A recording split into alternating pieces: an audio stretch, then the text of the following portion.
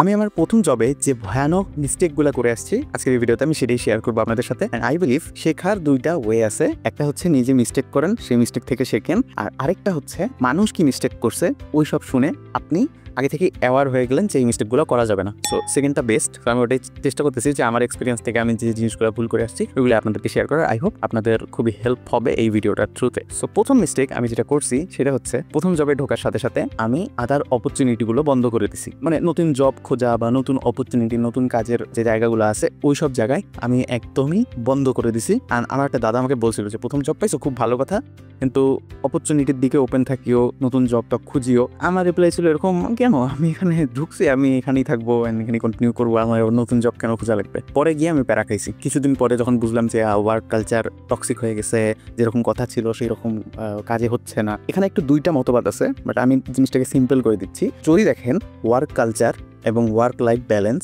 এবং সাথে সাথে স্যালারি টাইমলি আসতেছে কিনা, এইসব যদি ঠিক থাকে তাহলে আপনি আদার অপরচুনিটি না খুঁজে ওই জায়গাতে বেস্ট কিভাবে হওয়া যায়, ওইখানে কিভাবে উঁচু লেভেলে যাওয়া যায় সেটা ট্রাই করতে পারেন। আর যদি এইখানের মধ্যে কোনো একটাতে সমস্যা দেখেন যে স্যালারি ঠিক মতো দিতেছে না, বা ওয়ার্ক লাইফ ব্যালেন্সের ঠিক নাই, বা কালচারটা টক্সিক, এরকম যদি কোনো কিছু দেখেন, খুবই বাংলাদেশে খুবই রেয়ার সবকিছু ঠিক থাকবে এরকম কোম্পানি পাওয়া। যদি এরকম ঠিক থাকে সবকিছু তাহলে তো জব খোঁজার দরকার নেই, ওখানেই ভালো করেন। আর যদি না থাকে তাহলে প্রতিনিয়তই নতুন নতুন অপরচুনিটির দিকে যাওয়া বা নতুন নতুন জব দেখা অ্যান্ড অ্যাপ্লাই করা এসব করতে থাকেন। কারণ ইনিবার কখন কোনখান থেকে কোন একটা বড় জায়গায় আপনার জব হয়ে গেল অ্যান্ড আপনি সেখান থেকে সুইচ করে একটা ভালো জায়গায় চলে যেতে পারলেন, যেটা আমি করিনি। অ্যান্ড আমার প্রথম জব যখন আমার মনে হচ্ছে না এখানে এত টক্সিক পরিবেশ, এখান থেকে আর থাকা যাবে না, আমি যখন এটা ছেড়ে দিছি তখন আমি একদম জব ছাড়া মানুষ। তো এই মিস্টেকটা করিয়েন না। মিস্টেক নাম্বার 2, এটা এসইও ইন্ডাস্ট্রিতে ফলে। আমি জানি না বাকিদের কি হয় না হয়, বাট যেহেতু আমার সাথে হয়েছে আমি আমার প্র্যাকটিক্যাল এক্সপিরিয়েন্স শেয়ার করতেছি, তাই বলি যে ম্যানেজার বা যে টিম লিড করতেছে সে যদি এসইও না জানে তাহলে ওই টিমের সাথে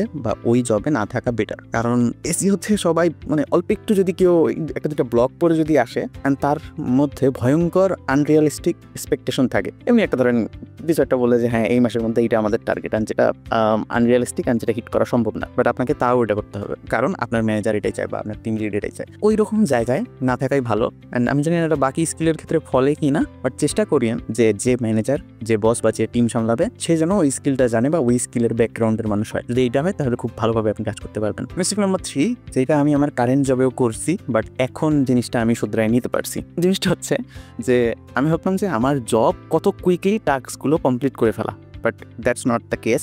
আমার জব হচ্ছে কত রাইটলি আমি একটা কাজ কমপ্লিট করতেছি। ইটস নট যে আমি খুব তাড়াতাড়ি এই কাজ ছিল আমি কমপ্লিট করে ফেলছি, হ্যাঁ আমি সব কাজ করছি। No, that's not my job. আমার জব হচ্ছে ইনশিওর করা সব কিছু রাইট হয়েছে কিনা, প্রত্যেকটা টাস্কে নির্ভুল ছিল কিনা। অ্যান্ড এটা আমি এই জবের রেকমেন্ড। আমি এখন কারেন্ট যেখানে জব করেছি এখানে আমার শুরুর দিকে এরকম একটা ছিল যে কত তাড়াতাড়ি করে ফেলছি, বাট একটা টাস্ক কমপ্লিট করছি, বাট সেখানে যদি মিস্টেক থেকে যায় এটা খুবই ক্যারিয়ারের জন্য ভয়ানক, এমনকি জবও যেতে পারে। এটার জন্য বেটার এটাই যে সময় নিয়ে করান।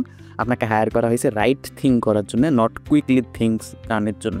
Mistake number 4, not talking clearly. যদি আপনার মাঝে কোনো প্রশ্ন থাকে, কোনো কিছু নিয়ে কনফিউশন থাকে, এটাতে প্রশ্ন রাইজ করা উচিত। প্রথম জবে আমি এইসব করিনি কারণ আমার একটা ভয় থাকতো যে আমি যদি এই প্রশ্নটা করি তারা যদি মাইন্ড করে তখন কি হবে। অ্যান্ড যে প্রশ্নগুলো অ্যাকচুয়ালি জেনুইন ছিল, আমি প্রশ্নের এক্সাম্পলে না যাই, এগুলো বাজে হয়ে যাবে, আপনারা বুঝতে পারছেন। তো কোনো কিছু নিয়ে কনফিউশন হলে সেই কোম্পানির ব্যাপারে, সেই জবের ব্যাপারে, সেই রোলের ব্যাপারে বা কোনো টিম মেম্বার নিয়ে যদি কোনো কিছু নিয়ে প্রশ্ন আসে তো সেই প্রশ্নটা সঠিক মানুষকে করা উচিত। এটা আমি প্রথম জবে করিনি, বাট এখন থেকে আমার যখনই কোনো কনফিউশন আসে আমি এইচআরের কাছে দিয়ে প্রশ্ন করি। Mistake number 5, not asking feedback. হ্যাঁ, আমি এটা বিশ্বাস করে নিয়েছিলাম বা আমি এটা ধরেই নিয়েছিলাম যে আমি কাজ করব, আমার ম্যানেজার বা আমার উপরে যে আছে সে আমাকে ফিডব্যাক দিবে, তোমার এটা ঠিক হয়েছে, এটা ভুল হয়েছে, এটা না। এভাবে আসলে চলে না।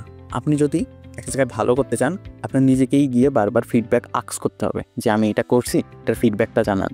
অ্যান্ড সে সময় পাইলে বা আপনার ফ্রি টাইমে আমাকে জানায়েন ফিডব্যাক কি না কি। সে সময় পাইলে যদি ফিডব্যাক জানায় এটা আপনার জন্য খুবই ভালো একটা জিনিস। এটা অ্যাজিউম করে বসে না থাকা যে আমি একটা কাজ করছি, এটার ফিডব্যাক আমি পাবো। ফিডব্যাক তখনই পাবেন আপনি যখন আপনি ফিডব্যাক চাবেন, এবং আপনাকে ওই লেভেলের ওপেন মাইন্ডেড হতে হবে যে কোনো কিছু খারাপ হলে যেন মুখের উপর বলতে পারে যে এটা খুবই বাজে করছো। Last mistake, not ending nicely. আপনি যখন জব সুইচ করতেছেন, কোম্পানি এ থেকে কোম্পানি বিতে ঢুকতেছেন, অ্যান্ড এই কোম্পানি এর সাথে আপনার সম্পর্ক খারাপ হয়ে গেল, এইটা খুবই বাজে জিনিস। আপনি জব সুইচ করার ক্ষেত্রেও আপনি সুন্দর করে তাদের সাথে কথা বলতে পারেন যে আমি নতুন একটা অপরচুনিটি পাইছি, আমার মনে হচ্ছে আমি এখানে যাবো, সো আমি এই জবটাতে আর কন্টিনিউ করতে চাচ্ছি না। আই হোপ আপনারা মাইন্ড করবেন না, আমার কেরিয়ারের জন্য আপনারা বেস্ট উইশেস চাবেন বা আপনারা আমাকে বেস্ট অফ লাক জানাবেন। সো এইভাবে যদি আপনি কমিউনিকেশনে যান, আমার মনে হয় না যে এই কোম্পানি এর মানুষ না আপনাকে খারাপ বলবে বা আপনাকে মানে কি বলবো নিচে নামানোর চেষ্টা করবে।